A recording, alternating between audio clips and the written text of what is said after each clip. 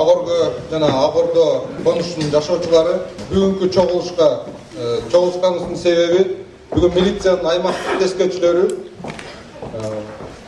2013-жылы кандай иш-чараларды көрүп, кандай жетишкендиктер, кандай кемчиликтер болгондо булардын бүгүнкү күнү өзүнүн отчетун берип кеткени чогулдук. Катышып отурган Бишкек шаарынын мэри Кубанычбек Кеңешевич,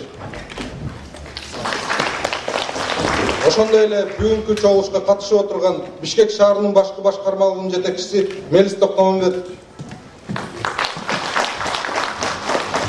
мени болсо таанышсыздар, мен Ленин райондук ички иштер башкармалыгынын жетекчиси болом. Бул жерде менден бөлөк дагы менин орун басарларым, ошондой эле службалардын жетекчилери, розыстар, 10-чы отдел, ИДН, андан тышкары аймактык тескечилер отурушат. Милициялардын бүгүнкү күндө былтыр жанагы УПМдерди куруп, анан бирке условия түзүп бердик. Быйыл эми кандай результаттар болуп атат, ошону сурайын деп биз атайын келип отурабыз бул жергечи. Элдин алдына чыгып. 2013-жылы болгон кылмыштардын жалпы саны 183 катталып, кылмыш иши 72-сине козголгон. Алардын 33 бет ачылып, 39 азыр күнү бет ачылды элек. Урулуп 52 катталган, 24 ачып, 28 ачып күндө ачылды элек. Алдамчылык 2 катталып, 2 ачылган. Тоноочулук 8 катталып, 5 ачылып, 3 ачып күндө ачылды элек. Каракчылык 2 катталган, 2 ачылган. Унаа тартып алуу 1 катталып, 1 ачылып күндө ачылды элек. Арча Бешик комунун жетекчисине сурооңуздар бар болсо, берсеңиздер болот, микрофонду жөнөтөбүз. Мына отчет берип атканда дагы өзү көрүнүп турат, мынакей коомчулук менен болгон сиздердин байланышыңыздар азыраак болуп атат да. Мисалы үчүн азыр айтылган жок, сиздердин канча материал берип, канча ушундай байланышыңар бар аксакалдар соту менен, жаштар кеңеши, карылар кеңеши. Агоргодо биринчи гом боюнча фундамент башталып келип туруп калды да. Ошол нерсе ушу городской финансовый пин-планга кирди экен, кирген жок болду экен. Эгер кире элек болсо качан кирет? Возможность барбы ошондойго? Жокпу. Себеп дегенде эл көп болуп атат. Негизи штат негизи жетишпейт болсо керек деп ойлойм да. Бизде абдан чоң задачабыз бар, но милицияга инфраструктураны түзүп берген. Азыр мына эмесин жерин карап келип, буюрса ушул 2014-жылы ушул гомду бүтүрүп алсак жакшы болот эле деп мен ойлойм. Участковый пункт милицияларды дагы коюп берели деп атпайбызбы? Могу с учетом анализа. Анан ошого байланыштуу дагы булардын санын көбөйтөбүз. Себеби мен итак мына былтыр ошол эле мага бөлөк жактан штат берген жок. Кээ бир баягы службалардан кичине кыскартып, анан ушул эл менен иштесин деп мына буларды көбөйттүм. Анан могу ар бир мектепкелерге дагы бирден неметип жана кабинеттер менен иштеп атпайбы. Буларды дагы 33 штатты дагы ошол жака бергем. Анан быйыл дагы участкойлорду көбөйтөбүз. Жолду салып бердиңиздер, аягына чейин Гагаринди чыгарып берсеңиздер, асфальтты. Ошону суранабыз, баягы бригадирлер менен да чогуу жүрүп атабыз. Чала жазалып калганда булду. Үйдө кичинекей балабыз, неберебиз бар, кызыбыз кеш жатат. Айтты, кирди короого бар, экөө-үчөө деп. Чуркап чыгып эле, аракет кылып эле неметсек, качып кетишти, келишти, звонить эттик. Андан кийин биз күтүп жатабыз, качан иш козголуп аларды тиги неметет, камайт, наказывать этет деп. 7-8 күндөн кийин барсак, бул иште тиги силердин немеңерде доказывать этилген жоксуңар деп айтышты. Тиги наоборот, силер зордук зомбулук кылгансыңар, силерге иш козгойбуз деп. Ошондой да болобу? Милицияларга, биздин кошуналарга, ушул биздин участковыйларга мен ыраазычылыгымды билдирем бул жерден. Жарым сааттын ичинде келип калышты баардыгы. Криминалисттер тыйыпылар болуп.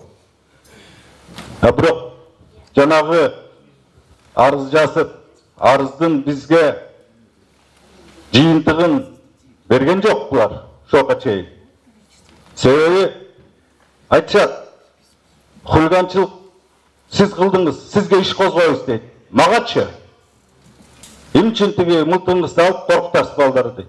Биздин эң көбөйлүү биринчи проблемабыз мына жердеги мектептин түбүндө светор коюп берсе, же лежащий полицейский пост. Бир базарда калп айтпайм, бир айда бир 2-3 жолу авария болот.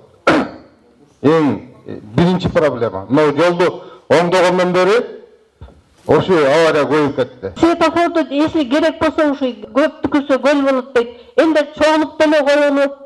Бул ушунчалык көйгөйлүү вопрос болуп атат да. Мына жактан келесиң, келатканда тияктан баш аңгарага келип айдашат жаш балдар. Бул киши өтүп атабы, машина өтүп атабы, аларга баары бир болуп атат да. Анан экинчи вопрос, мына ушу новостройкаларга санитарно экологический милиция койгонун зарылчылыгы барбы? Ошондой штат болобу ГУБдын штатында? Себеби дегенде санитарно экологический милиция болсо, бул биздин көчөлөрүбүз жакшы таза болот эле да, мусорларды көрүнгөн жерге ыргытпай. Ууруну мен видео эмеден кармап берсем дагы, ошондо жана пишпекте болчу отделениячы. Мынау деп видео наблюденияга жазылганда, ошондон эч результат чыккан жок. Мана кошунабыздын үйүндө жатса, телевизорун уктап калыптыр, пульттун кармап уктап калыптыр, телевизорун көтөрүп кетти. Бул эмнеге ушундай эле мына. Санитарно-экологический милиция деп түшө албайбыз анычы. Мына эже туура жатат. Эми бул жашоочулардын өзүнүн эле аң сезими да. Эми үйдө мусор болгондон кийин аны өзүнүн бир орду бар да. Мусор таштачы, ошол жерге таштап коюш керек да. Анан ал жокту милиция таап бермек беле сагачы. Мына бул жерде айыл өкмөт отурат, мэр келди мына бүгүнчү атайын. Мына азыр бербейсиңер ошол жергечи. Анан өзүңөрдүн дагы мындай аң сезим болуш керек да. Мусорду эми үйдөн алып чыккандан кийин ордуна койгула, контейнер койдургула, анын бардыгын жазып мына айыл өкмөткө бергиле. Свет өчүп калабы? Же болбосо мындай көйгөйлүү маселелер барбы, социальный, бытовой маселелер? 102-ге звондап койгула, мен жасап алып туруп мэрге берейин. Мен жардам берейин деп атам да. Анан эми ал тиги мусор жакта жатса, же болбосо тиги бактын башына илинип турса, анан милиция эмнеге жооп бермейли анычы? Мына кражалар боюнча, кылмыштуулук боюнча, тааныбаган туура боюнча биз жооп берели. Ылдый жакта 4-чү автобус каттайт да, жанагы гос. Ал эми 16-чы маршрутта Лагоргон 77 үй жакка кетчү, эч кандай государственный автобустан каттабайт. Ал кезде эртең менен студенттер элдин көбү ошол тараптан келет да, такыр маршрутка эч ким батпайт. Суранышта ошол жакка 9-чу троллейбус болуп, 6 болот экен, эсил земле да кайрылып кетип атат. Ошол экине 8-чи троллейбустун конечная чейин узатып берсеңиздер жакшы болмок. Экинчиден ошого дагы бул 6-чы, 4-чү автобус сыяктуу дагы бир автобус кошуп берсеңиздер 16-чы маршрутка. Бизде күндө чатакпыз. Ошол маршрут конечныйларында ошо бригадирлер менен чатакташат. Крышам бул, крышам тиги деп эле ошол транспорт эмесинде жүрөт биздин специалисттер. Жаңы маршруттарды ачсак, мына мурда деген кирип алып монополист болуп алган маршруттар бар. Андай чатакка келгенде мына эл деген сиздер көңүл бурбайсыздар. Анан тазалык маселесин айтып атасыздар. Мына айтсаңар айыл өкмөттүн эли, мына мен өзүм баш болуп мына бар жүр тазалайбыз. Таза ошондо дагы мына ушул машина айдап бараткандар бар жүр тазалатсак бизди жөөлөп өтүшөт. Мына бирөөңүздөр чыгып тазаладыңыздарбы? Бүгүнкү күндө Ак Өргөй эли тазалыкка 126 000 сом карызбыз. Тазалыкты төлөбөй аткандар бар, мына зам министрлер бар биздерден мусорун төлөбөй аткан. Жерге болгон налогун 8 жылдан бери төлөбөй аткан чоң кызматтагылар, врачтар бар, кечирип коюңуздар. Мугалимдерибиз бар. Бирдеме десең айтышат, биз деген мусор деген Гагарин көчөсүнө алып барып уят да ал деген кандай ыргытасыздар? Ошо Гагарин көчөсүндө орус кемпирлердин, орус абышкалардын, пенсионерлердин мусорга төлөп атат да биздин эл төлөгүсү келбейт. Мына бирөөңүздөр субботникке чыктыңыздарбы? Эч качан чыкпайсыздар. Эмне үчүн сиздер өзүңүздөрдөн күнөө издебешиңиздер керек? Мына биз ар бир суббота, воскресенье сайын кышында да көрүп атасыңар. Карды чукуп, мусор терип жүрөбүз. Бирөөңүздөр келип жардам бердиңиздерби? Машинаны жөөлөп кетесиздер. Ошон үчүн тазалык өзүңүздөрдөн башталат. Мына мектептин мугалимдерине рахмат. Биз уже айлабыз кеткенде мына окуучулар мектептен чыккандан кийин карап турсаңар, бүт окуучулар мусор тетип кетет. Силердин балдарыңар. Ошон үчүн биз мектептин мугалимдерине калат. Силердин балдардын пулу ата жардам бергиле деп мына микроучастоктарды бөлүп бергенбиз бүгүнкү күндө. Троллейбус боюнча троллейбустун маршруттарын биз карайлы. Кандай керек болсо батыл эметип коебуз. Бул маселе эмес. Маршрутник вообще шоферлор пешеходду карап да коюшпайт. Остановкадан балдарыбыз теплицанын маңдайынан түшүшөт остановкадан. Бер жака келип өткөнчө ушунчалык көйгөй, ушунчалык. плюс ага көйгөй кошулду май алмаштыруучу жай. Агоргого кире бергендер машиналары бардар билет. Нар жактан көчөгө чыга албайсың машинанын көптүгүнөн. Еще коюп алышат, майын алмаштырышат, анда вообще эле өтө албайбыз. Же балдар өтө албайт, же жөө жүргүнчү өтө албайт, же машина өтө албайт. Жителдер чыгып канча уруштук, канча айттык, болбойт. Айыл өкмөтү бизге уруксат берген, силердин колуңардан эчтеке келбейт. Өзүңөр билгениңерди кылгыла, мен тура берем дейт. Ошол маселени чечип берсеңер бизге. Сизден бир сураныч, мисалы үчүн Ош шаарында былтыр Ош шаарынын мэри мугалимдерге, Ош шаарында иштеген мугалимдерге, мектеп мугалимдерине кандайдыр бир жеңилдикте же жардам көрсөтүшкөндө да, сиз Бишкек шаарынын мугалимдерине, мектеп мугалимдерине, өзгөчө могу жаңы конуштуу мугалимдерине кандайдыр бир колдоо, жардам көрсөтүп аласыздарбы? Мисалы үчүн жеңилдиктер, коммуналдуу же ушул акча маселесин биринчиден чечип, экинчиден бул мотивационный деп койсо болот, деги квартира боюнча же үй боюнча маселелерди көтөрүп атабыз. Азыр жаңы программадан биз кандай ушул квартиралардын жаңы үйлөрдүн салып аткан канча 10% же 15% боюнча пайызданып ушул үйлөрдү муниципалный эмеге алып атабыз да, мэрияга. Ошондуктан милицияга бөлүнөт. Атайын ушул мамлекетке, өкмөткө иштегендерге ушул программа түзүп, ушул милицияда канча балдар иштеп атышат, туурабы? Айлыктарын сурасаңар уят болот. Уят болобуз азыр, айтсачы канча алып атканынчы. Күнүгө күн түн жүрөт эшикте. Бирок кандай маселе, шарттын эмне түзүп бердикпи? Темирден жасалган помду коюп атабыз. Уят да бул. Ушул шартыбыз ушул болсо, азыр менче мугалимдерге, милиция, өкмөткө иштегендерге кичине шарттын түзгөнгө аракет кылабыз да. Анан бир маселе мусор боюнча менче бир эле сураныч бар да. Биз шартыңарды кылып берели, контейнерди коюп берели. Бирок өзүңөрдү маданиятка көтөрбөсөңөр болбойт. Маданият дегенде турган жерден мусор эмелерди баарын кичине тазалап, жерибизди тазалап жүрбөсөк болбой калат. Агоргонуку бир 70% канализация курулуп бүттү, элдин өзүнүн күчү менен. Өкмөттөн бир да проектсиндагы эчтекесин сураган жок, 70% бүттү. Буюрса бир 2 жылдыр жээмдиги жылы 100% бүтөт. Ушул экини бюджетке өткөзүш керек да, горводоканалга. Ушул горводоканал вообще албай атат да. Бирден толуп калат да, болот да, ар кандай эмес. Толуп калса баягы өзүңөр салдырып алгансыңар, өзүңөр акча чыгарып кайра тазалап болгула деп атат да. Эл салып бүттү уже, иштеп атат. Акчасы төлөп атат баарын. Миллион бир акчага өздөрү салдырды баарын. Бүт жолдорундагы баягы каздыргандан кийин өзүнүн күчү менен баягы өкмөттөн эчтеке сураган жок. Жолдорунда шагылдар токту, ар бир 2000 сомдо кайра чыгарып алып, 15-20 миңге, 20-30 миңге чейин чыгарган түтүндөр бар. Мен Мелис Турганбаев, сизге бир суроо. Азыркы убакта биздин жаңы коныш аябай көп киши жашайт. Аймакта көп адамдар бар. Ошон үчүн биздин ушу участковыйларгачы мен сизден суранат элем. Ушулардын деген шарты дагы бир ошол жанагы гомдорду куруп бердиңиз. Бирок ушулардын деген ушу автоунаа, мамлекеттик автоунаасы барбы?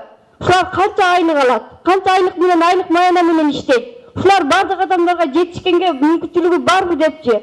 Себеби кайсы убакта болсо да чакырганда булар 1 саатта эмес, 2 саатта эмес, 5 мүнөттө жетпей, ошо май жагынан булар жөн деле жөө бара албайт да, канча адамга жетише албайт. Ушу сизден суранат элем, ушуларды ушул жагынан камсыз кылсаңыз, биз үчүн мындай бир активдүү иштейт эле деп ойлойм да. Анан экинчи суроом мэрге. Сизге ушул биздин, мен Акунбаева көчөсүндө турам. Акунбаева көчөсүндө бизде маршрутка жок. Себеби мурдагы жашны келген 275 бар. Ал 275 бизге кереги жок. Алып эле салыңыз. Анын ордуна башка эле бизге 106-ны мектепке, садикке, жана больницага, экинчи больницага, бардык больницаларга жетиш үчүн биз 106-га муктажбыз. Президентибиз да айтты, премьер-министр да айтты, анан 1 марттан баштап зарплата көбөйөт. Анан экинчи вопрос жана машина боюнча. Машина боюнча мындай да, сиздер туура түшүнүңүздөр, участковый жөө жүрүп иштеш керек эл менен. Эл менен кыдырып, ана буларды мен ар бирине бирден машина мингип койсом булар чалкалап жүрө берет. Ошон үчүн эл менен иштеш үчүн жөө жүрүп иштеш керек. Эртең менен келип, кыдырып, бардык менен саламдашып, участковый өзүнүн участогунда мындай айтканда прокурор да болуш керек, сот да болуш керек, ошол жердин мындай бир кандай десем, бир опорасы болуш керек да, мына таянычы да болуш керек ошол жерде. Анан булар машина минип алып чалкалап жүрө беришет. Ошон үчүн жөө иштеш керек. Бирок жайында мен ойлоп атам, буларга бирден велосипед алып бериш керек депчи. Мына участковойдо велосипед. Велосипедти тээп алып, папкасын артына коюп алып, акырын кыдырып иштесин. Анан мына курсактарын карабайсыз, мына могулардынчы. Анан машина берсе могуттар семирбей булардын. Велосипедти тээп алып, чалкалап акырын барып, бияка барып, заодно физкультура болот, арыкташат ичине, иштейт, трезвый болушат өзлөрүнүн жумушуна. Ошону туура түшүнүңүздөр. Велосипед сатып берсин, биз мигалка сатып берели.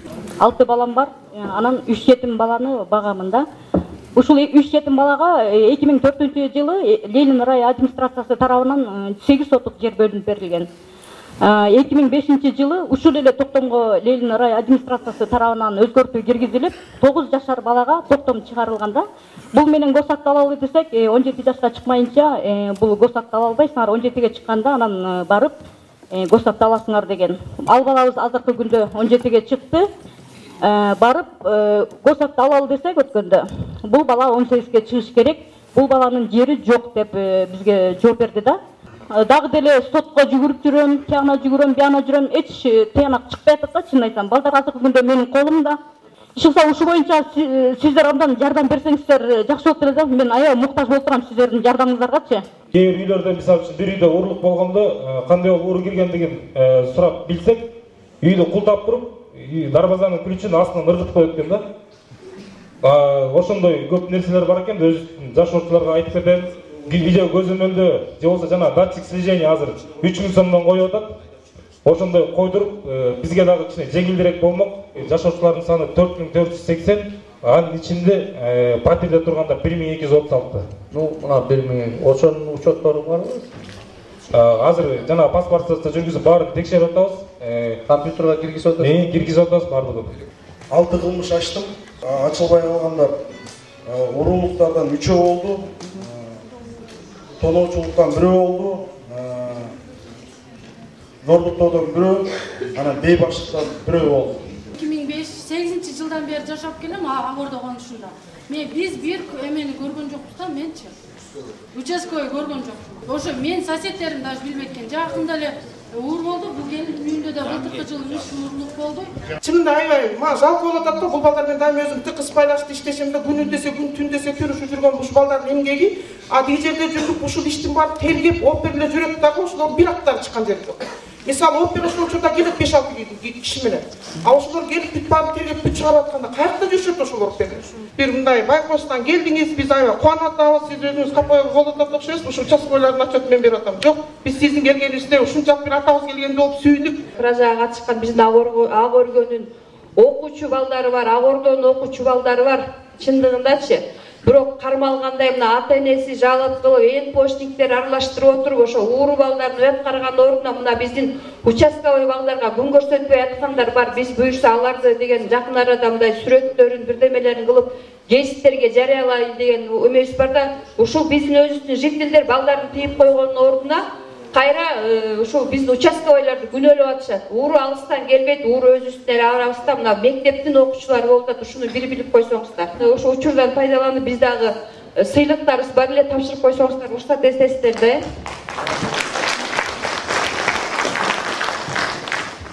Ак Ордо конушунун коомдук тартибин сактоого, жашоочулардын коопсуздугун камсыз кылууга кошкон маанилүү салымы жогорку кесипкерлүү кызматтык милдетин ак ниет менен аткаргандыгы, демилгөөлүктү жана ишмердүүлүктү көрсөткөндүгү үчүн Бишкек шаар Ленин райондук номер 3 коомдук тартипти сактоо бөлүмүнүн аймактык көзкөчү кызматкери милициянын лейтенанты Молдокулов Тайлан Байсеитович. Кармал номер 3 коомдук тартипти сактоо бөлүмүнүн жетекчиси милициянын подполковниги Сейиталиев Эсенбек Ишенович.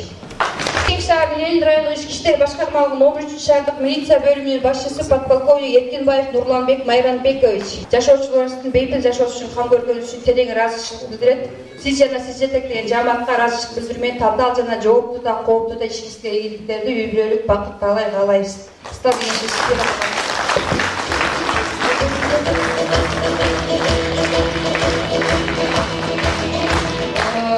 Урматтуу Мелис Токтомамбетович, укук коргоо кызматкерлеринин иши ардактуу, ары жоопкерчиликтүү экенин жакшы билебиз. Өлкөбүздө жүрүп жаткан коомдук процесстерде сиздердин салымыңыздар зор. Өмүрүңүздөр кылдын учунда турганда карабай, өлкөдөгү кылмыштуулук менен аяосуз күрөшүп, күнүтүн элдин коопсуздугу үчүн талыкпай эмгектенип келесиз. Өз кызматыңыздар менен Ленин районунда номер 3 муниципалдык аймактык башкармалыгына кошкон салымыңыз үчүн аталган аймактагы кылмыштуулукту жок кылууга, элдин коопсуздугун сактоого көмөктөшүп жашоочулардын бейпил жашоосу үчүн кам көргөнүңүздөргө терең ыраазычылык билдиребиз. Ушул ыраазычылык катты берип боло эми жанагы